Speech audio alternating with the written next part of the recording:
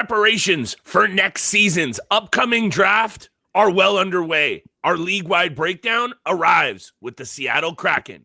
Let's get this paper.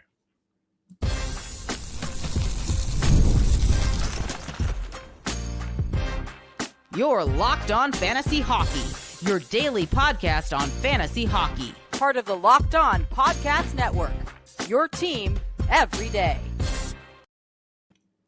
What is good, my fantasy fanatics? Welcome back inside the lab to your daily 30-minute source for fantasy hockey news. That's right. Preparation for next year's draft already well underway, so your team can be at the top of the table. What is good, everybody? Thank you so much for joining us. Shout out to the everydayers holding us down, making us your first listen every single day. Today's episode is brought to you by our friends at Monarch Money. Take control of your finances with Monarch Money. Use code LOCKEDONNHL at monarchmoney.com for 50% off your first year. Mr. Rodin, the Stanley Cup Final well underway. Lots of spicy news going on in the NHL right now. Teams making moves, but we got our eyes locked in right now on the Seattle Kraken because you got to know what's going on with every single team. So this top five, it's not pretty. I feel like there's a lot of streaming options on this team. Not a ton of players I want at the top of the draft. However, still some good players here that you could get some value out of. Yeah, there are some decent players on this team, and let's just hope that this conversation goes better than the one we had last year around, because I don't even remember what we talked about, who we talked about with this organization, and it was going to be a tough one. And yeah, there's a few names that I'm going to throw out there and maybe not even talk about as well. For me, at the very top of this list, or at the very bottom of this list, I should say, at number 5, I'm going with a guy like Shane Wright. I'm putting him in the top 5. I know he finished somewhere in the Yahoo rankings of 350. I thought he had a really good season at 21 years old. His first real season in the National Hockey League, playing 79 games, had 44 points, 19 goals, even strength goals, had 12. The peripherals is what I was actually really impressed and intrigued with most. 91 shots, 62 blocks, and 54 hits. 21 years old, real season in the National Hockey League. I don't see where he can't go into this season and have at least 150 shots. I can't see where he can't at least have close to 100 blocks, potentially close to 100 hits. He seems to be adding this into his game and into his style of what Seattle is looking to get out of him right now. We know that he has a ton of skill set with the puck when he played with Kingston, when he played in with these other teams as well. So I look at Shane Wright, even at the junior stage from a few seasons ago too. I think he can be a top 5 player for the Seattle Kraken. It all depends, honestly, too. Like, he's playing third line, and I like who he's playing with. Jared McCann and Andre Burakovsky. I don't even think that's really a third line. It's more like a second line to me, because you got Jared McCann, who is a 30-goal potential threat out there every single season, in my opinion, too. For sure. I like right at number 5. That I'm willing to take a chance on this player. Again, I'm not going to draft him until at least the 15th, 16th round, maybe somewhere around there, maybe even later at that point. But I like the potential of what I saw from Shane Wright. Honorable mention, I totally agree. He comes in at 5 for me. This is a risky situation, Steele. Aside from perhaps the top 2 names on the board, maybe the top 3 on this list for us, there is just so much risk with what I see with the Seattle Kraken, because when you dig into the numbers, and I know I said it all last year long, that this team really just didn't impress me, feels very average, kind of middle of the pack. It's true. And when you look at these numbers, okay, they were 19th in the league in goals for.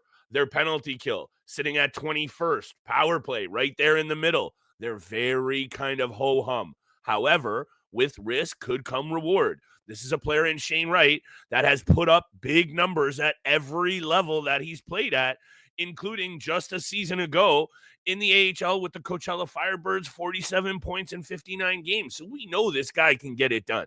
However, just some risk there. The deployment is an issue, but this is very early projections. I love Shane Wright at the 5 spot, Steele. Honorable mention to Tolvanen, Burakovsky, Capo Caco, and I wouldn't hate you if you have these guys on your list at all. For me, they just don't make it. However, I think we'd be splitting hairs here with Matty Beniers, Joey Daccord, Capo Caco. I think they all could kind of fit the end of this list. Shane Wright comes in at 5, and I'm going to put Joey Daccord here at the 4 spot. And yeah, I'm going honorable mention on Matty Beniers too, because for me, the rest of his game isn't there yet. That's just me. Joey Daccord, though, however, over the last couple of seasons, in my opinion, and I know you and I sometimes look at goaltending differently, this guy has been a very serviceable, if not above average, NHL goaltender, and that means he is a perfect opportunity for a security blanket type fantasy goaltender. Maybe he's your third. Maybe he's the guy you go to the waiver wire to get an injury fill. Taking the numbers, though. 27, 23, and 5 last year, Steele.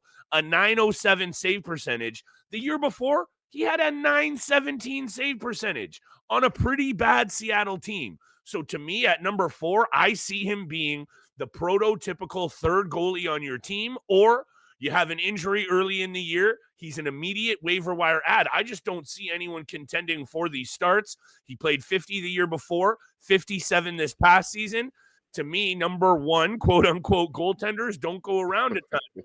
And to me, that means that there's fantasy value here. Yeah, he realistically should be in my top 5. He finished the season 150th on the Yahoo Fantasy rankings. Had a good season, 906 save percentage, a 2.75 goals against average.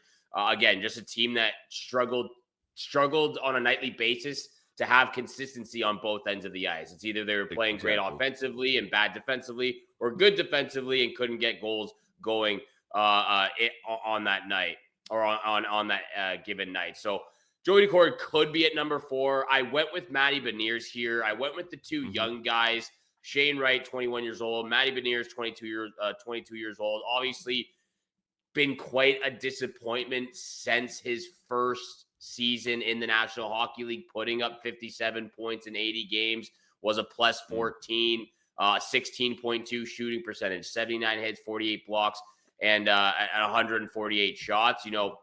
Hasn't really taken that next step. It's sort of like he took one step up, one step forward, one step back, and then has really just stayed complacent at where he is right now. And again, the team's new. They're 4 years in, 5 years in. Again, still trying to work out these kinks right now. Coaching system, the whole organization, who's the number 1 goaltender? Was it Daccord? We're trying to figure that out as well right now. That's why we are doing this top 5 list. I went with Matty Beniers. I went with the 2 young guys. I think both those players, those two young centermen, they really are the future of this organization. I'm not saying they can't potentially be traded at some point, but there's a reason they were drafted. There was a reason they went to this team. And the fact that you have 2 young centermen, again, when we look at keeper league, the keeper league angle, these are guys you're going to be taking a little bit earlier. I like Matty Beniers and Shane Wright. I think they can both have a really good season offensively, 50 to maybe 60 points on the high end. I think the peripherals, especially with both these guys, is where I'm looking at. A guy that can potentially get up to 180 shots, maybe 75, 80 blocks, maybe 60 to 70 hits as well. I think that just adds to his value. Again, these are guys that I'm taking towards the end of the fantasy hockey draft, 15, 14, 16, those rounds right there. Like you said, they're all mid-tier guys. You're not really taking anyone besides when we talk about the top 2. High risk, high reward, I would say, with this entire team. I want to talk a little bit about the Western Conference around them next season, Steele, after the break. Top 3 players on the Seattle Kraken that you could be taking a look at for the upcoming draft season. Steele and I will continue to cover what's going on in the Stanley Cup Final. Our NHL-wide breakdown of every single club's top 5 fantasy breakdown still coming up. We got these words coming out, Steele, I promise.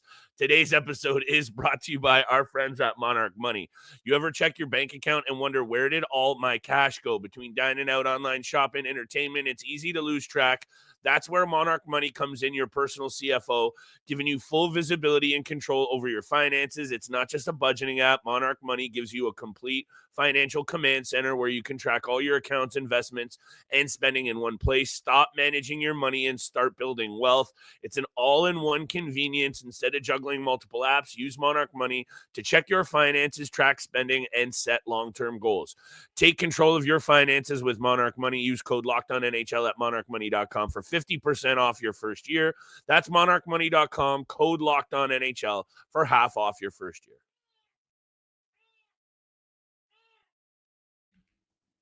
And thank you so much for making the Locked On Fantasy Hockey Podcast your first listen every single day. Continue to smash the subscribe button, the follow button, leave a 5-star review. Shout out to AJ in the background over there. Love our number one fan. He's always here. He's always here tuning in, listening in. Love him. Top 5 targets, Seattle Kraken. Look, it's getting a little dicey. We know that with this team. Sure. These are not guys you're really primed and focused on to go take, but these are good options to fill in those gaps, fill in that depth a little bit towards the end of your fantasy hockey draft. Yep. And for me at number 3 comes Vince Dunn. Yes, Vince Dunn comes in at number 3. Obviously, has been a little bit of a rocky go and a rocky start to the last couple of seasons with these injuries he's had to deal with. Missed the very beginning of the season, missed 20 games. This past year, only played, missed 20 games this past year.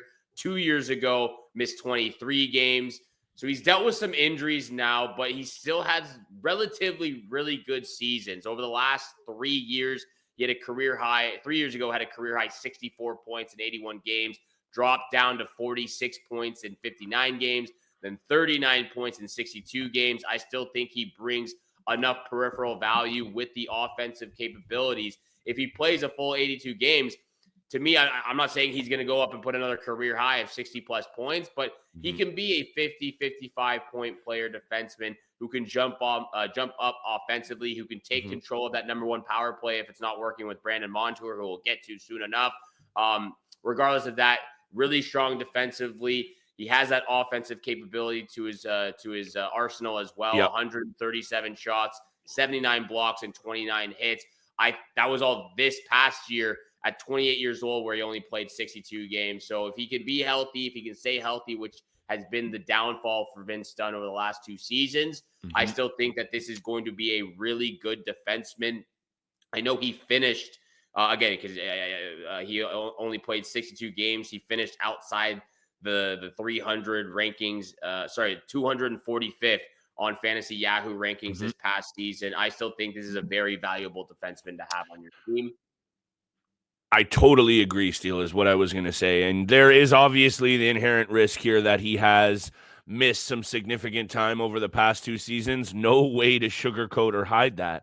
However, when you look at what he can do on the ice in terms of driving the play, skating the puck up, distributing it from the blue line. I know the power play numbers were down last year because of the injury, but only a couple of years ago with that, 2 years ago, he still had 78 penalty minutes as well.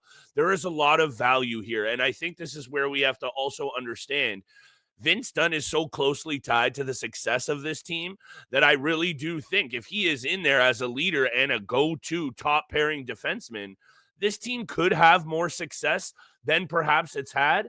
But then when you're looking at the division that they're in, Steele, in the Pacific, the Sharks getting better. The Ducks should be vastly improved.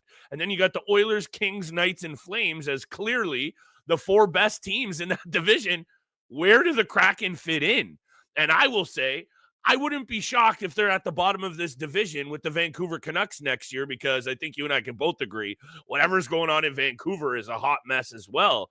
That just then remember what that will do to your pieces fantasy production, because as much as I really do like Vince Dunn, and I think the top 3 here are clear, McCann, Montour, and Dunn, just be careful with where you're drafting them. I do like this player, Steele. The upside is there, but just like the other players we mentioned, high risk for a potential high reward, and I think Vince Dunn fits the bill perfectly. Yeah, he does. And when we do that episode as well, high risk, high reward, he's definitely going to be in the conversation once again, like we talked about last season too. At number 2 comes Jared McCann for me. I have Brandon Montour at number 1, and I'll explain why just in case maybe you don't have him. I wouldn't hate on it either. Jared McCann has been the point leader for the Seattle Kraken since they joined the National Hockey League and they came in their inaugural season. 4 straight seasons of him leading this team with point production.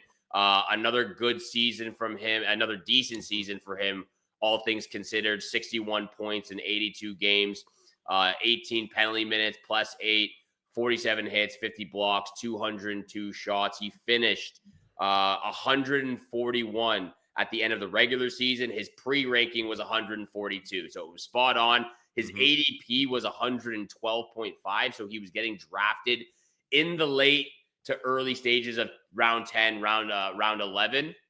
I think that's a pretty good indicator of where he should be going.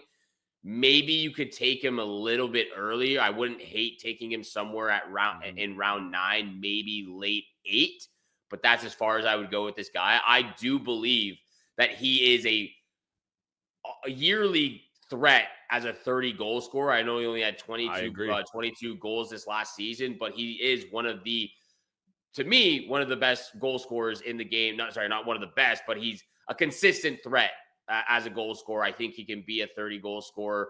Yes. He can be a 30 goal scorer plus a 40 assist man, so a 70-point player on a yearly basis. He's 28, 29 years old. He has all the flair, all the potential. Again, it's the environment of which he is brought up in right now that is hurting his stock, hurting his value. These Most guys definitely. In Kakko, in Wright, in Matty Beniers, Jaden Schwartz, Jordan Eberle, who are on the older side, who have dealt with injuries on a very consistent basis the last couple of seasons too.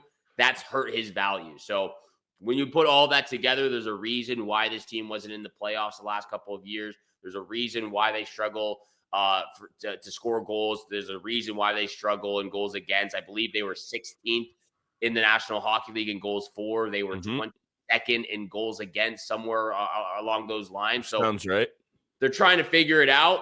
I like Jared McCann. I think he is a 9th to 10th round pick. That's where I would be putting him at right now. But Brandon Montour comes in at number 1. Jared McCann's a sniper. And when you look at what he was able to do on the power play 2 seasons ago, 9 power play goals, 14 power play assists. And then you look at this past season, 4 power play goals and 12 power play assists. Some of his value as a power play specialist obviously took a hit there. And then when you look at the numbers for the Kraken overall in terms of power play proficiency, sitting at 18%, 23rd in the NHL, these players are a bit of a tough sell. But those top 2 in McCann and Montour are the only 2 that I'd be actually, quote unquote, actively looking at acquiring in terms of a draft selection. Yeah. Players in this league that can score 30, and I don't want to say with ease, but the expectation for McCann is that 30-plus goals, 30-plus assist mark. That's value. Those are fantasy relevant players, because if you're hovering around the 30 or 35 goal mark, even on this team, I want a little piece of it. I need some offensive bump. Jared McCann's the prototypical player. Let's talk about Brandon Montour right after the break. Stay tapped to the pod. We'll continue to break down every team in the NHL. Buffalo Sabres coming up on Saturday's special episode. We'll break down the top 5 targets for the Buffalo Sabres. Can they make the playoffs next season? We're going to talk about it. Top 5 targets coming up next after the break.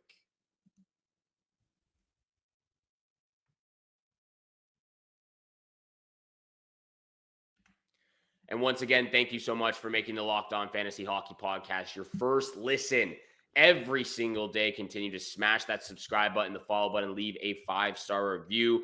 Flip and I really do appreciate all that love and support you show us. Monday through Friday, 7 o'clock in the morning is when you can find our episodes. And like Flip said, we are going to continue to break down every single team, bottom to top.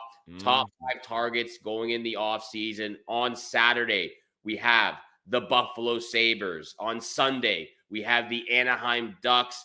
And then following that, the Pittsburgh Penguins. So stay tuned for all of those episodes coming up over the weekend. Yes, sir. Number 1 on the list, though, we have Brandon Montour. Big reason why he is there, the peripheral value with this player. And when I look at Brandon Montour, I really think he is a somewhat lesser version of Mackenzie Weegar. They have the exact same style of game. They bring up the same value peripherally, but I think Mackenzie Weegar just has a more consistent, triple double, if you want to call it, 200 shots, 200 hits, 200 blocks type of production value higher for sure. Production value. Brandon Montour, who was pre-ranked 141st on Yahoo, finished the season at 64th in the league. So There a you go. tremendous jump for There you his go. value. Yep. His ADP was 91.1. So he was getting drafted in the late 8th to early 9th round. I actually think he can go a little bit higher than that, somewhere in the late 6th to early 7th. Just a one-round jump, if you will. Sure. But again, he's the same type of player as Mackenzie Weegar, just a little bit lesser value. 41 points in 81 games, 231 shots, 100 blocks, 84 hits, 70 penalty minutes. The plus minus was pretty bad, minus 22, but 70 penalty minutes, banger league beauty. He's got the peripheral stats right there. So this is still this is still a defenseman who I would take most likely over a guy like Vince Dunn, who we just talked about. But me too. I value the peripheral stats. I'm a huge fan of Mackenzie Weegar. That's why he makes the top 5, even I believe top 3 for me on the fantasy hockey value list. I think he was 4th or 5th. But anyway, Brandon Montour comes in at number 1 for Seattle. When I look at the Seattle blue line, Vince Dunn, Adam Larson, Brandon Montour, Riker Evans, Jamie Alexiak, to me, and I'm separating fantasy for a second here because Riker Evans and Jamie Alexiak, I'm not going to talk about too much. However, to me, that's actually a very balanced and pretty good blue line of physically imposing, responsible stay-at-home D-men in Larson, Alexiak, and, some upside with Montour and Dunn. You got the young guy in Evans. To me, that's a really good blue line. When I look at the forward group, it's just a whole bunch of stream kind of average 50-point guys. There is not one player up front, Steele, that jumps off the page. Chandler Stevenson, Ho-Hum, Eberle, Tolvanen. You know what I'm saying, though? A lot of these guys kind of fit the same mold. So when I look at Joey Daccord kind of getting hung out to dry, I think he's a good goaltender. I look at the blue line being pretty solid. To me, this comes down to this mishmash of average middle 6 forwards. All these guys on most good teams, Steele, I say slot in on the 3rd line. So you have far too much kind of, they're back end loaded, this team, not enough offensive flair, and that makes them all a little risky. I would say aside from Brandon Montour, because he will still bring you I believe he had over 200 shots on net this year as well. Steele. Yeah, he did.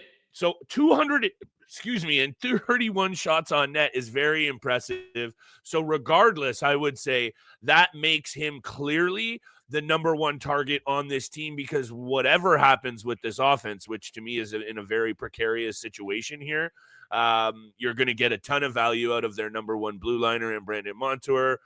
Be careful with what you do with this team, I would say, Steele, and most likely a couple more on this list until we start to get into the top 15 or so in the league. Then we can return to using the term fantasy goldmine, because I would throw out graveyard for this Seattle Kraken team. Boom, we did better than last episode just there. Definitely better than last year's episode for the Seattle Kraken. I will say the Buffalo Sabres, they are a fantasy gold mine. They've got a lot of value on that team, and we're going to talk about the goaltending as well. Real quick, I don't want to throw you on the spot. We got game 2 tonight, Edmonton Oilers, Florida Panthers. Do you have any picks going in the Stanley Cup Finals game 2? We're going to continue to hammer the big German. We got chirped a little bit for our series bets, for our game 1 bets. I'm going back to the well. I would say 3+ shots for the big German. Yep. I would also go anytime goal. He's locked in. And if I had to cop out, what one of my favorite picks of the entire year was?